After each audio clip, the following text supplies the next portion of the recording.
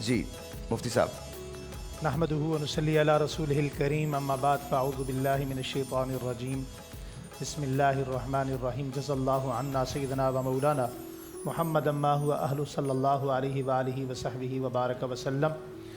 آج کا جو دن ہے وہ 17 رمضان مبارک ہے، جس طرح آپ نے پہلے بھی ذکر کیا.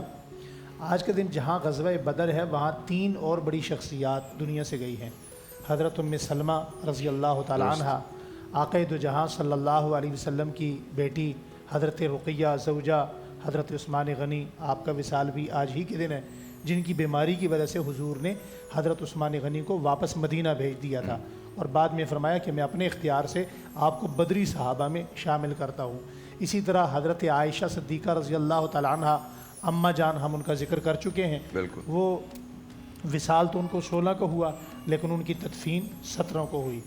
تو بدر میں جتنے صحابہ اکرام موجود ہیں، 313 کا ذکر کیا آپ نے، تو اگر اس پر تھوڑا سا تفصیلی بات کی جائے تو آپ یقین کیجئے کہ 313 دیوان بنتے ہیں، 313 کتابیں بنتی ہیں. اور بدر میں جہاں ہر صحابی کا ایک الگ رول ہے، بچوں کا الگ رول ہے، بڑوں کا الگ کردار ہے، اللہ جل شانہ کی ذات پر توکل کی ایک بہترین تمثیل اور تصویر ہے، اور نبی کریم علیہ السلام کی جو دعا ہے، مانگنے کا انداز ہے، اس کا ایک الگ ہی رنگ ہے. لیکن ان ساری چیزوں کے ساتھ ساتھ بدر میں ایک اور رول بھی ہے، جسے قرآن کریم سورہ انفال میں 5 سے 6 مقامات پر ذکر کیا گیا. وہ ملائکہ کا ہے، وہ فرشتوں کا ہے. ساحر بھائی، فرشتوں کا کام لڑائی کرنا نہیں ہے، فرشتے لڑائی کے لیے بنے ہی نہیں ہیں. فرشتے تو اللہ تعالیٰ کی عبادت کے لیے بنے، مقرر کردہ ہیں. لیکن جب یہ بدر میں انہیں اتارا گیا، ایک تو ان کے اترنے کا اسٹائل ہی بڑا عجیب تھا اترنے کا. چونکہ صحابہ اکرام رضوان اللہ تعالیٰ علیہم اجمعین نے جس رنگ کی پگڑیاں پہنی ہوئی تھیں، اللہ تعالیٰ نے فرشتوں کو انہی کلر کی، اسی کلر کی پگڑیاں بنا کے بھیجا. اور 2 طرح سے اترے، 2 مرتبہ اترے فرشتے. ایک مرتبہ حضرت علی، حضرت سیدنا ابو بکر صدیق اور حضور اکٹھے کھڑے تھے. جیسے ہی بدر کی صفیں بنی تو اچانک مٹی اڑی. حالانکہ جیسا آپ جانتے ہیں وہاں مٹی نہیں ہے، یا رمل ہے یا پتھر ہے، لیکن مٹی کا بگولا جس طرح تیزی سے، اور پتھر بھی وہاں انتہائی سیاہ رنگ کا ہے. جی جی انتہائی. تو اگر کوئی چیز بھی اڑتی ہے تو اس کا پتہ چلتا ہے. جی جی. اور وہ جو ہی مٹی اڑی تو تمام صحابہ اکرام کی جو آنکھیں وہ ایک مرتبہ بند ہوئیں. تو پوچھا حضرت علی نے اور حضرت ابوبکر نے، یا رسول اللہ یہ کیا ہے؟ تو حضور اتنا مسکرائے کہ حضرت ابوبکر صدیق فرماتے ہیں کہ حضور کے جبڑے نظر آئے، حضور کے منہ کے اندر زبان نظر آئی.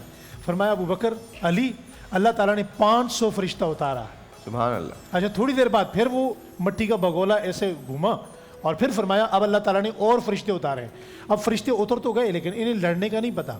تو اللہ تعالیٰ قرآن کریم میں فرماتے فَضْرِبُوا فَوْقَ الْأَعْنَاقِ، جب تم انہیں مارو تو ان کی گردن پہ مارو، ان کی گردن جدا کرنی ہے، یہ جو کافر مکہ سے آئے ہیں. دوسرا فرمایا وَضْرِبُوا فَوْقَ الْأَعْنَاقِ، فرمایا ان کے ہاتھ کاٹو تاکہ یہ گرفتار ہو جائیں گے. تو لڑنے کا طریقہ بھی اللہ تعالیٰ نے ان فرشتوں کو بتایا. دوسرا، یہاں علماء اکرام نے لکھا ہے کہ جس طرح انسانوں میں صحابہ اکرام میں سب سے افضل طبقہ، سب سے اعلیٰ طبقہ بدری صحابہ کا ہے، اسی طرح حضرت جبرائیل نے حضور کو بتایا کہ جو صحابہ آپ کے ساتھ میدان بدر میں شریک ہوئے وہ آسمانوں میں فرشتوں میں سب سے اعلیٰ طبقہ ہے. سبحان اللہ. ان سے اعلیٰ کوئی نہیں ہے. مکہ المکرمہ سے جب یہ لشکر چلنے لگا تو شیطان نے کام کیا. شیطان نے ابو جہل کے پاس آیا اور ایک سردار کی شکل اختیار کی، روپ اختیار کیا، کہا کہ میں تمہارے ساتھ چلتا ہوں، میرے ساتھ اتنے افراد ہیں. اب وہاں سے یہ ساتھ ساتھ چلا انسانی روپ کے اندر، چلتے چلتے چلتے جب یہ میدان بدر پہنچتا ہے، جب صفیں بن جاتی ہیں تو صفیں بن جانے کے بعد وہاں سے یہ ابو جہل کا اچانک ہاتھ چھڑاتا ہے. اور ابو جہل کہتا ہے یار سردار، تم نے تو ہمارے ساتھ وعدہ کیا تھا، تمہارے ساتھ اتنے افراد ہیں. اس نے کہا نہیں، تو میرا ہاتھ چھوڑو. اب وہ تو شیطان تھا، وہ تو سردار تھا نہیں. اس نے کہا کیوں جا رہے ہو؟ کہا جو میں دیکھ رہا ہوں وہ تم نہیں دیکھ رہے. آج یہاں تلوار بلال کے ہاتھ میں نہیں، آج جبرائیل و میکائیل کے ہاتھ میں ہے. اور یہی وجہ ہوئی کہ حضرت بلال رضی اللہ تعالیٰ نے ایک موقع پر کہنے لگے جب میں نے امیہ کو یوں مارا تو حضور صلی اللہ علیہ وسلم نے فرمایا بلال، مارا آپ نے ہے لیکن جس وار سے وہ گرا ہے وہ حضرت میکائیل کا وار ہے، آپ کا وار نہیں ہے. تو فرشتوں کا ماحول ہے.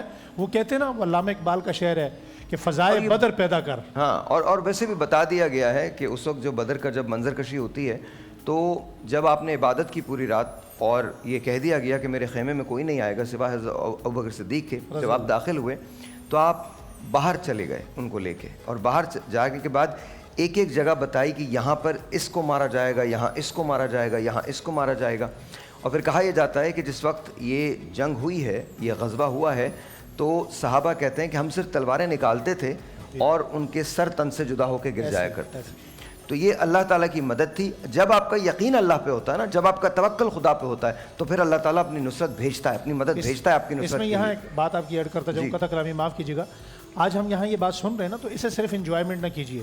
اس سے سبق یہ ملتا ہے کہ جب بھی حالات کوئی آ جائیں, کیسے ہی حالات کیوں نہ ہو, ان حالات میں توکل اللہ کی ذات پہ کرنا ہے اور طریقہ حضور کا استعمال کرنا ہے کہ اللہ سے دعا مانگنی ہے, اور دعا مانگنے کا انداز وہی ہونا چاہیے جس طرح حضور نے. لیکن دیکھیے صرف دعا نہیں ہے, دعا نہیں ہے, یاد رکھیے گا نبی کریم حضرت محمد مصطفیٰ صلی اللہ علیہ وسلم کے لیے کوئی چیز امپاسبل تو تھی نہیں. یہ دونوں جہان آپ کے لیے تخلیق کیے گئے. وہ چاہتے تو سب کچھ ہو سکتا تھا, وہ چاہتے تو کیا ہوتا, کون ہزار کا لشکر جس کے لیے یہ جہان تخلیق کیا گیا ہے, یہ دونوں جہان جو جس کے لیے عالموں کی تخلیق کی گئی ہے, اس کے لیے کچھ مشکل ہے, سوال ہی نہیں پیدا ہوتا.